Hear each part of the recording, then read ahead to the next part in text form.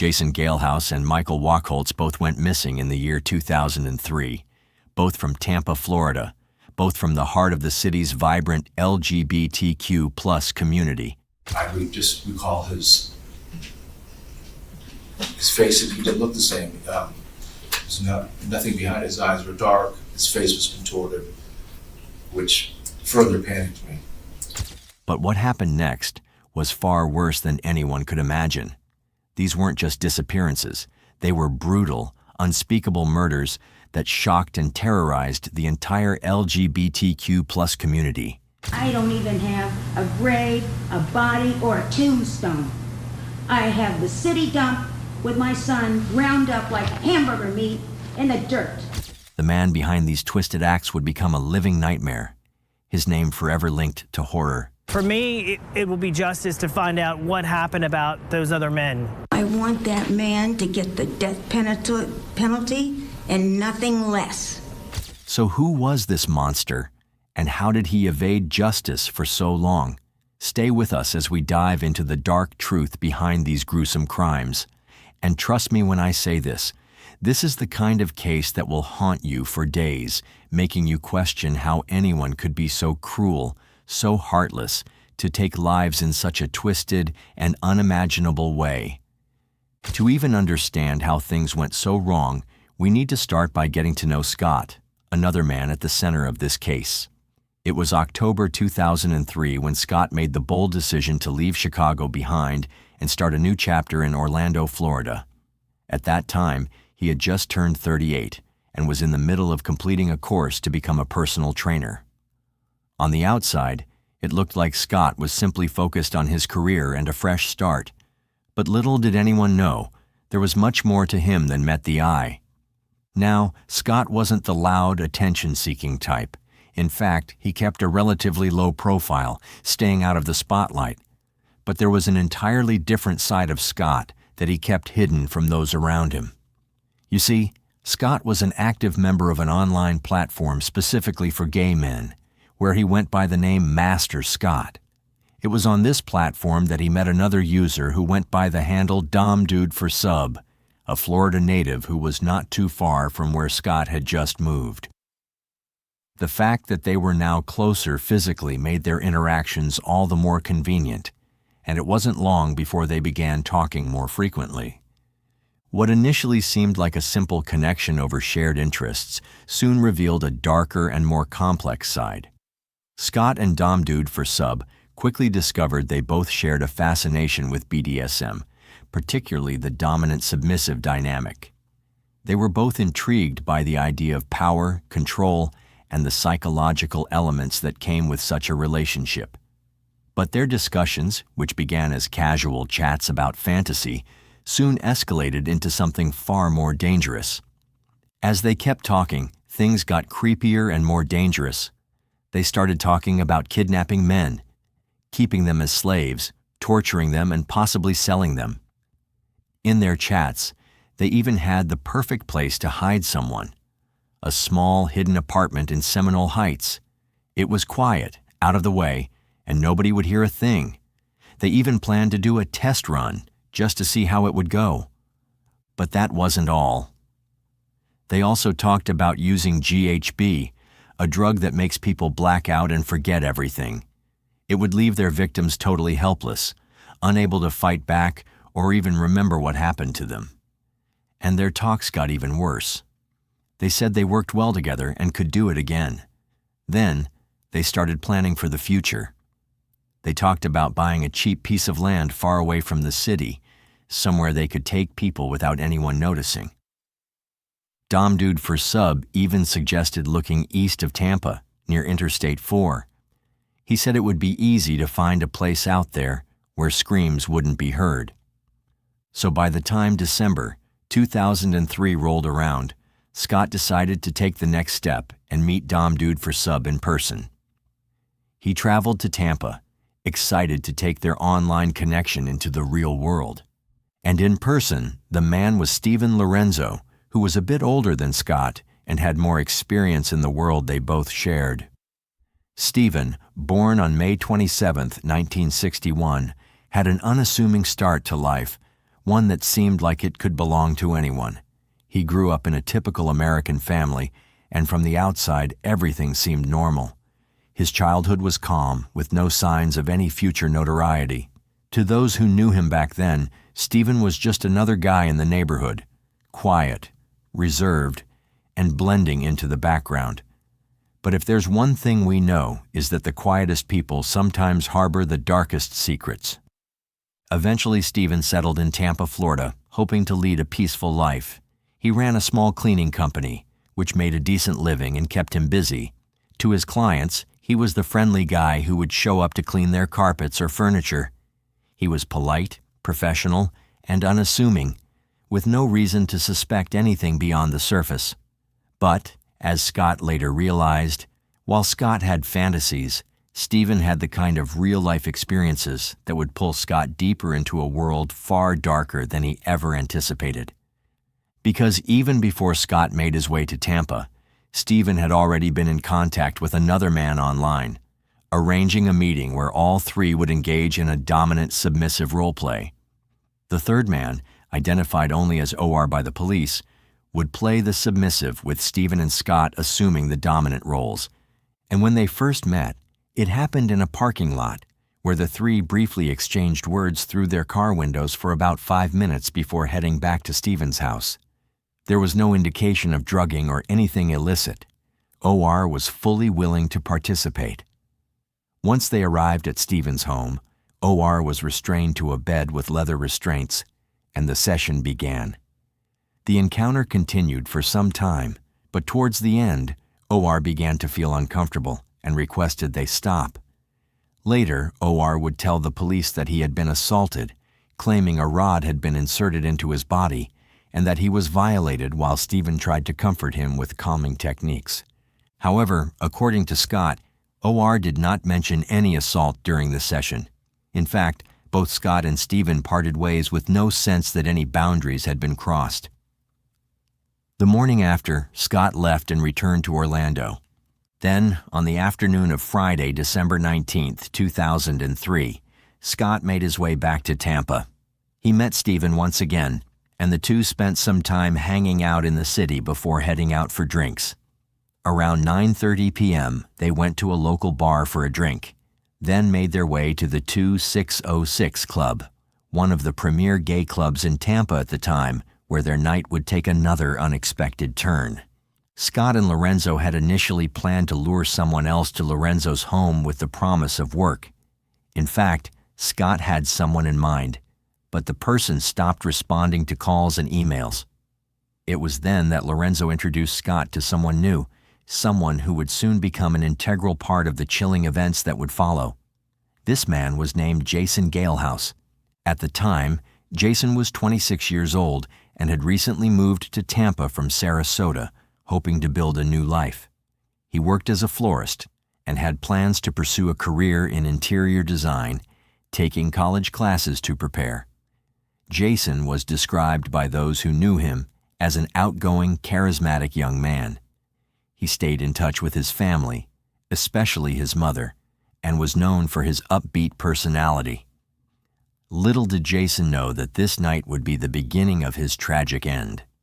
As mentioned earlier, Lorenzo introduced Jason to Scott with the intention of bringing him into their world, which they had both been exploring online, BDM. Jason, however, didn't know the full extent of what he was walking into. They didn't waste any time, and soon Jason, Scott, and Lorenzo found themselves at Lorenzo's house, a seemingly ordinary setting that would quickly turn into the scene of a nightmare. As they all settled in, Lorenzo excused himself to go to the bathroom. While he was away, Jason and Scott shared some intimate moments in the living room. It seemed innocent enough at first, but that would all change when Lorenzo returned. Now, according to Scott, he stepped away to use the bathroom for a while, but when he came back, Lorenzo had Jason in a chokehold. By this time, Jason was struggling, his legs kicking in panic, desperately trying to break free from Lorenzo's grip. Lorenzo, calm and methodical, asked Scott to help him hold Jason down. Scott, in a state of shock, followed Lorenzo's instructions. Together, they restrained Jason and after what felt like an eternity, the kicking stopped, and Jason was now dead. But according to Lorenzo, this is how it went. Mr. Schweiker wanted to have a video done of him having experience as a master. He was trying, and I was videotaping it while I was doing this. Mr. Schweiker got carried away. He lost control. He did that once before on a meeting I had on a group thing we did together once before, and scared the heck out of the other guy. But anyway, he lost control. The kids started to scream and get all upset. We did the video. We put a gas mask on him because he did not want to be identified while being videotaped. So that's why the gas mask went on. We realized that the kid was going to probably call the police on all of us. So we had a powwow, and we said, this kid can't leave. But no matter what the truth was about that night, it didn't change the fact that they dismembered Jason's body. Using power tools, specifically a Sawzall, an industrial-grade power saw, the two men set to work. The harsh, grinding sound of the saw cutting through flesh and bone echoed through the garage, a chilling soundtrack to the brutality of what they were doing. They severed Jason's limbs, removed his head, and methodically cut his body into pieces small enough to be hidden. Every part of him was mutilated, each piece taken apart with horrifying precision. After they were done with Jason Galehouse, they didn't panic. They didn't act like people who had just done something horrifying. Instead, they calmly put his body parts into 6 separate trash bags, each one holding a piece of him. But these weren't carefully hidden or buried.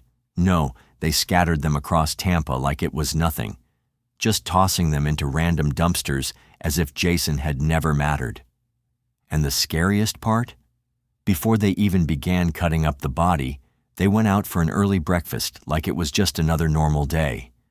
And when they finally returned home, Lorenzo casually took a nap while Scott stayed up drinking beer, haunted and sleepless. But for Lorenzo, one night of horror wasn't enough. He wanted to do it again. And the very next evening, he and Scott were back at the 2606 Club. That's where they met Michael Wachholz, a 27-year-old waiter who had recently moved to Tampa from Tarpon Springs. Michael was friendly but private. He'd just started reconnecting with his mom and was trying to rebuild his life. Unfortunately, he had no idea what he was walking into when he agreed to party with the two men. At Lorenzo's house, the setup began again. Scott distracted Michael in the kitchen while Lorenzo mixed GHB into his drink. But things didn't go as smoothly this time. Michael didn't pass out right away.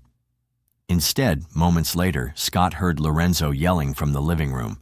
He rushed in and found Michael struggling underneath Lorenzo, shouting, "This is not consensual." Michael was fighting with everything he had, but he didn't stand a chance. Scott helped hold him down, and then Lorenzo pulled out a chemical spray called Maximum Impact, ethyl chloride. It's a toxic inhalant that knocks people out fast.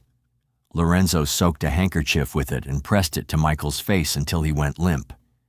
With Michael unconscious, they stripped him, tied him up, and taped his mouth shut so he couldn't scream. But during the attack, something went wrong. Michael's body began to shake uncontrollably, then stopped moving. The drugs had taken a deadly toll. This time, though, Scott refused to help with another dismemberment. Maybe guilt was catching up to him. Maybe the shock was too much. Either way, they decided to do things differently. They wrapped Michael's body in a bedsheet, gathered his belongings, and stuffed everything into trash bags. Then they loaded it all into Michael's Jeep. Wearing gloves to avoid leaving fingerprints, they drove the Jeep to an apartment complex, parked it, and walked away into the night like nothing had happened. No panic, no regrets. Lorenzo, in fact, seemed proud. That's when it hit Scott. Lorenzo had done this before. In a later timeline, this was how the prosecutor opened her statements, emphasizing just how calculated Stephen and Scott were in their crimes. Let's violate the world. Let's bring our fantasies to realities.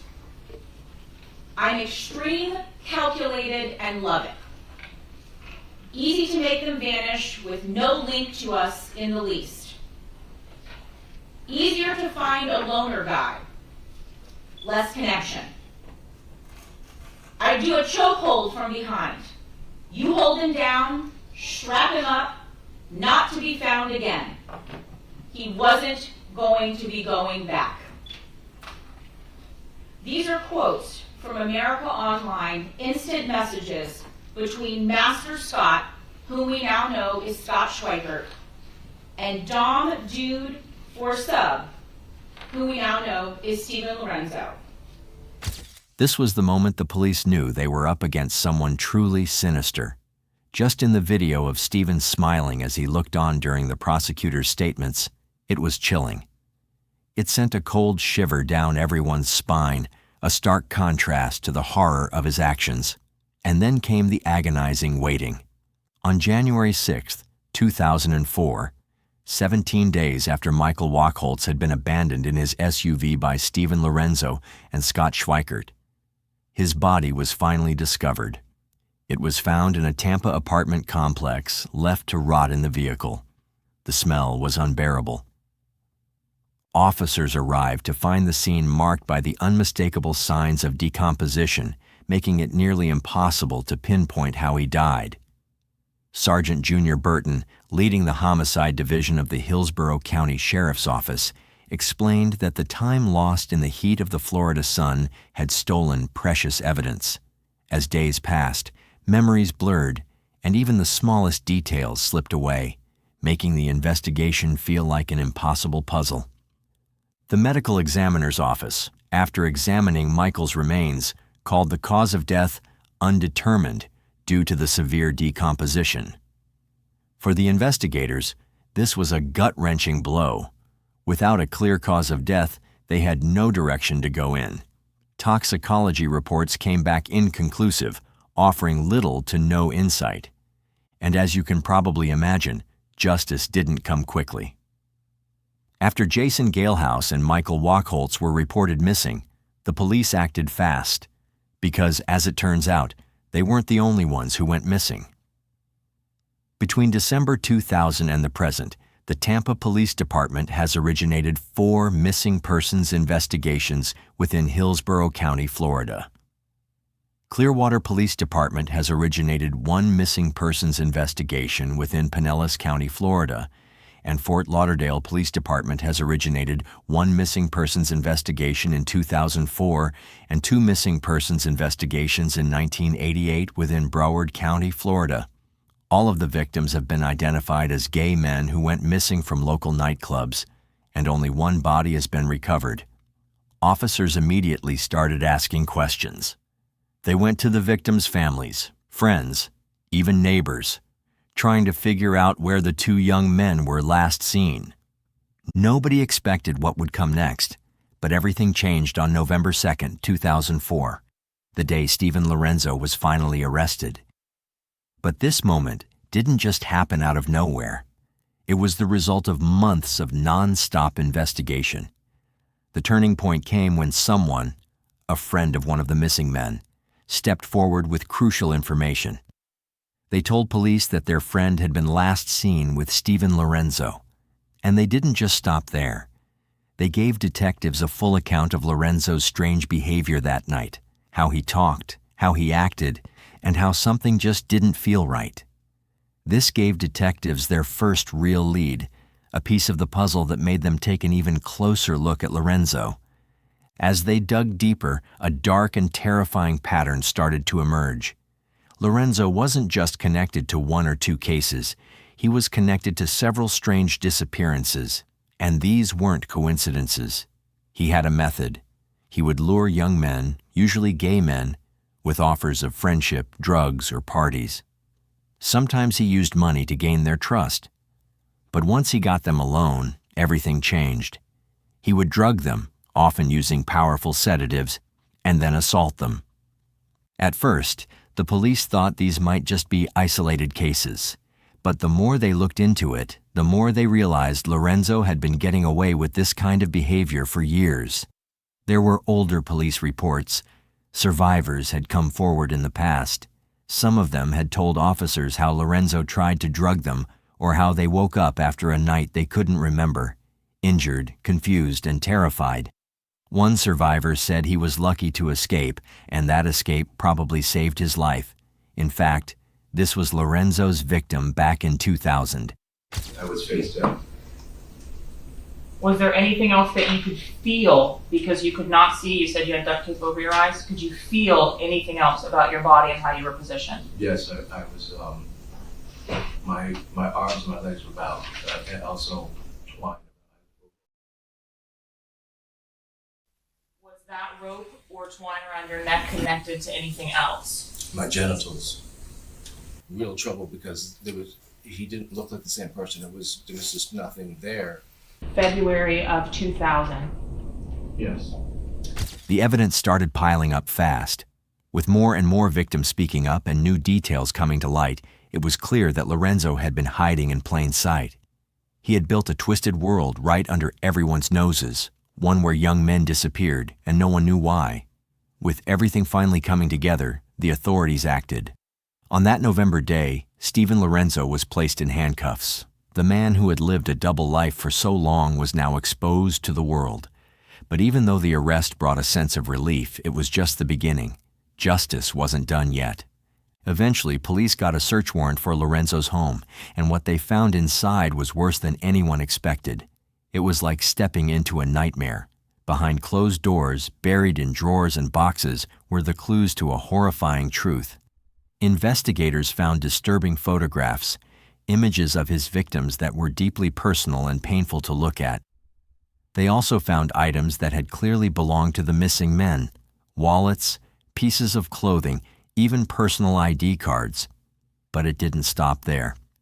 There were also tools, objects used to overpower, control, and silence his victims: restraints, syringes filled with drugs, and strange equipment that no one should ever have.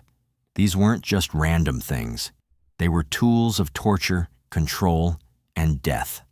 When they finally brought Stephen Lorenzo into the station for questioning, everyone noticed how strangely calm he was.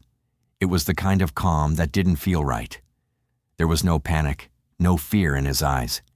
He acted like he had nothing to hide, like he was just a man being wrongly accused. He denied everything, every single accusation thrown at him. He shrugged it off. This can't be. Okay, listen to I me. don't remember this. Okay. Well, you're going to listen to me. You need to talk to us. Tell us what happened. I don't remember this. But detectives weren't buying it, because the truth? The evidence was overwhelming. It was stacked high and deep. There were photographs, drugs, personal items that clearly belonged to the missing victims, and perhaps most powerful of all, the heartbreaking testimonies of survivors who had lived through terrifying experiences. And finally, something broke. Lorenzo confessed.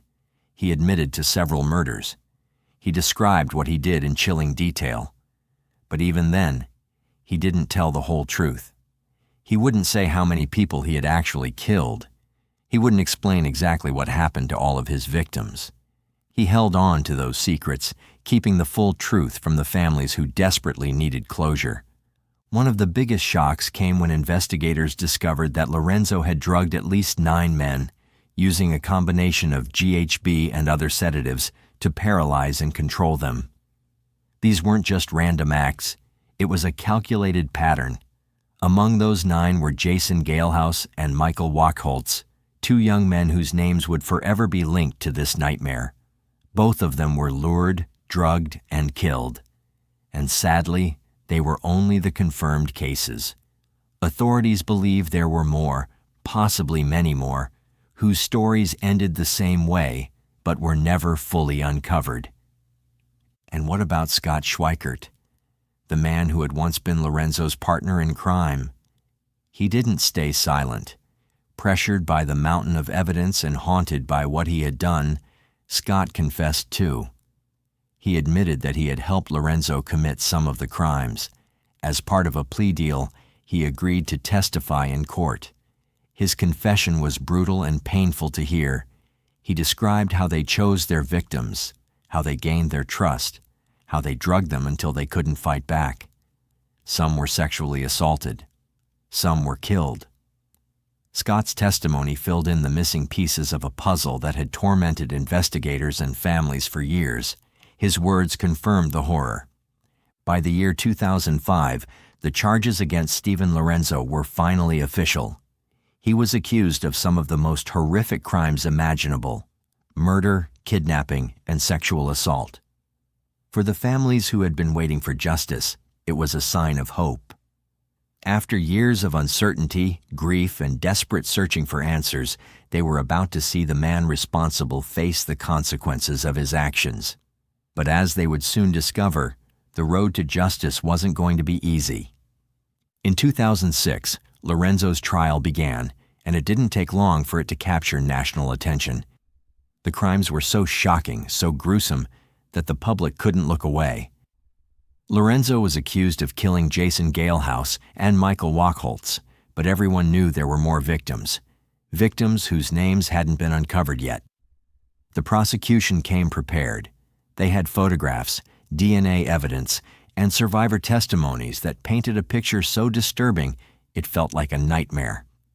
The courtroom was packed, the air thick with anticipation as everyone waited for the truth to unfold. But Stephen Lorenzo wasn't done playing his twisted games. In a move that stunned everyone, he chose to represent himself in court. No lawyer, no legal team, just him. This decision wasn't about clearing his name. It was about dragging the case out, delaying justice at every turn. The trial stretched on for years. Lorenzo would argue over the smallest details, waste time with bizarre motions, and even question the relevance of things like homemade sex tapes found in his home. To the families of the victims, each delay felt like a slap in the face. The pain was still fresh, and every additional day they had to wait for closure made it harder to bear. Inside the courtroom, the families sat through every moment of the trial. They forced themselves to hear every devastating detail of what had happened to their sons, brothers, and friends. They learned how their loved ones were tricked, drugged, and ultimately taken from them forever. For many, it was unbearable. Some cried quietly in the back, holding onto photos of their lost ones, trying to find a small piece of comfort amid the overwhelming sorrow. The grief was suffocating. Then, in December of 2022, nearly 20 years after the crimes were committed, something shifted. Stephen Lorenzo finally stopped fighting the truth. In a shocking twist, he pleaded guilty to the murders of Jason Galehouse and Michael Wachholtz. He admitted what he had done, no longer hiding behind lies and excuses. And in a moment that stunned everyone in the courtroom, he requested the death penalty. He said he deserved it.